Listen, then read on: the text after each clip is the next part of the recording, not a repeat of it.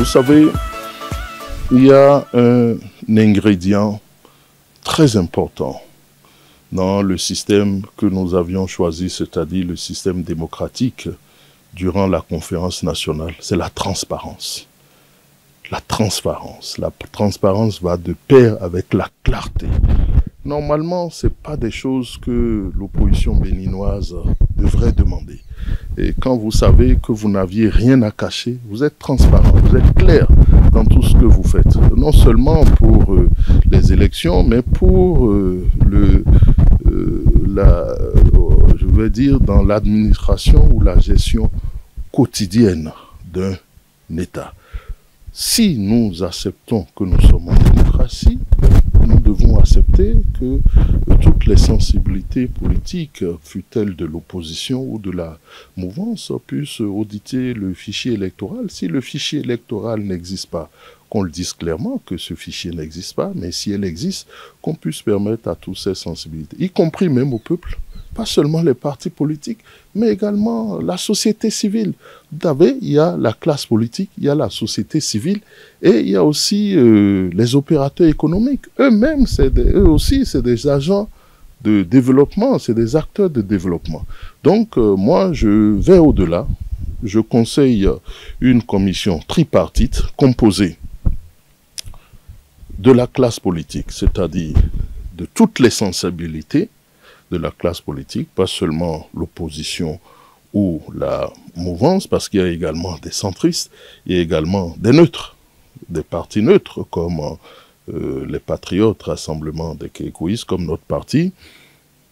La deuxième, il faut associer donc aussi la société civile, ceux qui s'occupent de la bonne gouvernance, ceux qui s'occupent de la transparence et des élections libres et démocratiques. Et il faut aussi associer les opérateurs économiques parce qu'ils ont leur mot à dire. Et toutes les décisions que nous prenons auront forcément un impact sur la croissance économique du Bénin.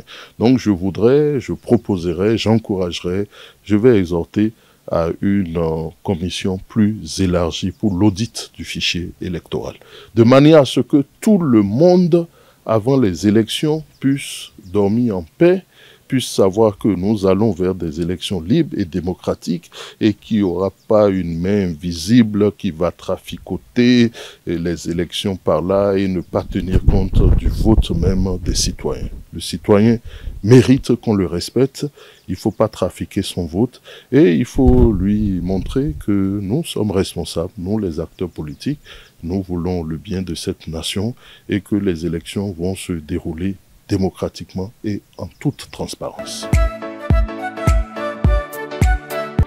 Je pense qu'il faut forcément une relecture de ce code. Vous avez vu comment ça s'est passé pour les élections communales. Vous avez un grand parti, un grand regroupement qui a une longue tradition politique depuis la conférence nationale et une grande expérience comme le PRD, le Parti du Renouveau démocratique, qui a fait carton plein dans son fief, l'Ouémé et le Plateau, mais qui, par exemple, ne gère pas la mairie de Porto Novo. Je pense que cela est criard et c'est ce genre d'insuffisance-là qu'il faut corriger. La loi sur les 10% sur le plan national, je pense que ça n'a pas de sens. Il faut revenir dessus et laisser le jeu démocratique se dérouler tel que l'a pensé les philosophes politiques et tel que l'a pensé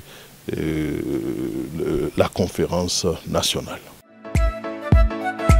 L'ONG que j'avais, le MIJA, le Mouvement international de la jeunesse africaine, était limité dans son impact. Et avec mes compagnons de lutte, nous avons décidé d'aller vers un mouvement politique. C'est comme ça que nous avions créé le MPR, le Mouvement pour la Relève, depuis 2010. Après 14 années d'existence, nous avions également estimé avec mes compagnons de lutte que le mouvement n'était plus à même de contenir la vision, la grande vision que nous avons pour notre notre peuple et notre nation, et qu'il faut donc que nous puissions courageusement procéder donc à une transformation de ce mouvement politique en parti. Au fait, c'est un processus naturel et normal. Donc, je voudrais préciser qu'en fait, il ne s'agit pas de nouveaux partis politiques, mais il s'agit plutôt de la transformation du mouvement politique qui existait depuis 2010 en un parti politique 14 ans après. Nous avons également voulu nous conformer à la charte des partis politiques. Vous savez, depuis 2018, avec les nouvelles réformes politiques, donc notamment la nouvelle charte des partis politiques et le nouveau code électoral, les mouvements politiques n'ont plus voix au chapitre. Donc, si nous voulons continuer dans nos actions, il fallait quand même que nous puissions nous conformer à cette nouvelle charte. Nous sommes dans une république, dans un État avec des lois, et c'est ce que nous avions voulu faire. Pour finir, je voudrais dire que nous avons constaté que le débat politique, le discours politique était pauvre en idéologie. Je pense que c'est ce que nous voulons apporter de nouveau.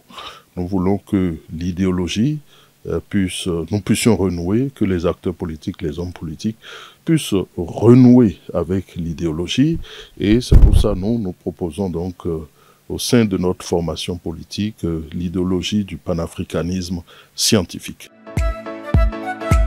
Ce qu'il faut attendre aujourd'hui de ce parti, c'est d'une part le redressement des concepts et termes déformés en politique. Il y a beaucoup de concepts déformés en politique. Je vais prendre juste un exemple, j'espère que j'ai encore le temps. Les hommes politiques, les partis politiques, vous l'entendez dans les débats, dans les discours, lorsque vous les interviewez, que la mission des partis politiques, c'est la conquête du pouvoir. Alors nous disons au sein de notre ensemble politique, c'est faux.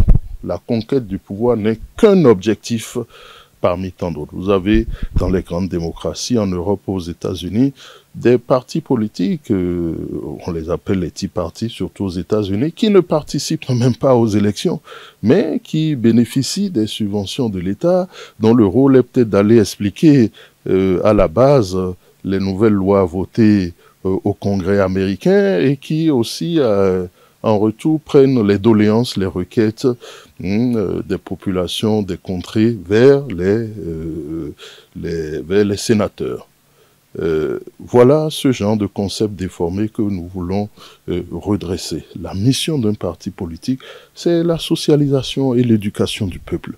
Lorsque vous donnez comme mission de conquérir le pouvoir d'État, c'est normal que ce n'est qu'à la veille des élections que vous allez sur le terrain. Pourquoi? Parce que avec la démocratie, nous ne pouvons, ce n'est que par les urnes qu'on peut conquérir le pouvoir d'État. Donc c'est normal, on ne doit pas se plaindre, on ne doit pas se fâcher de voir les hommes politiques seulement sur le terrain lorsqu'il y a élection, et vous verrez que quand les élections finissent, vous ne les voyez pas, ils disparaissent. Ils disparaissent. C'est parce qu'ils n'ont pas encore intégré dans leur logiciel de fonctionnement la véritable mission d'un parti politique qui est d'éduquer le peuple.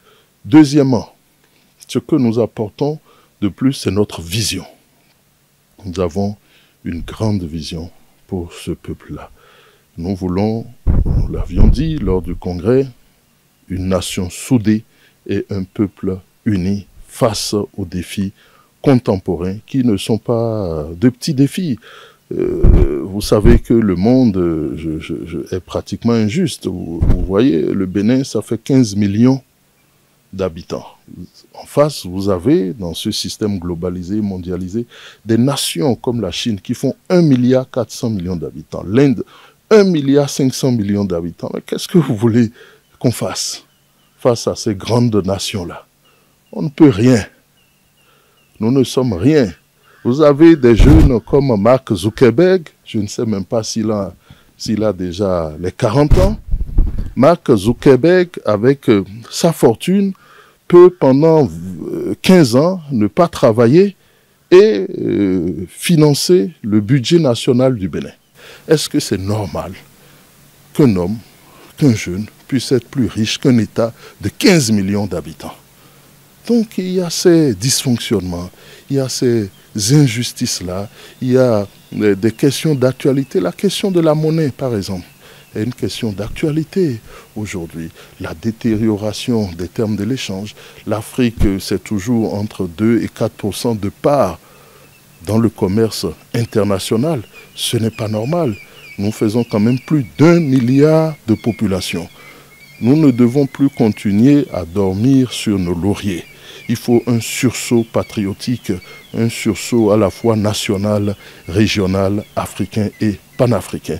Donc voilà, nous voulons redresser les concepts déformés, nous voulons partager avec le peuple notre grande vision du Bénin et de l'Afrique et nous voulons forcer, je vais dire, l'arrivée d'une nouvelle ère de vivre ensemble, de prospérité, de progrès et de développement, non seulement pour notre nation, notre chère nation, le Bénin, mais pour également toute l'Afrique et tous les Africains.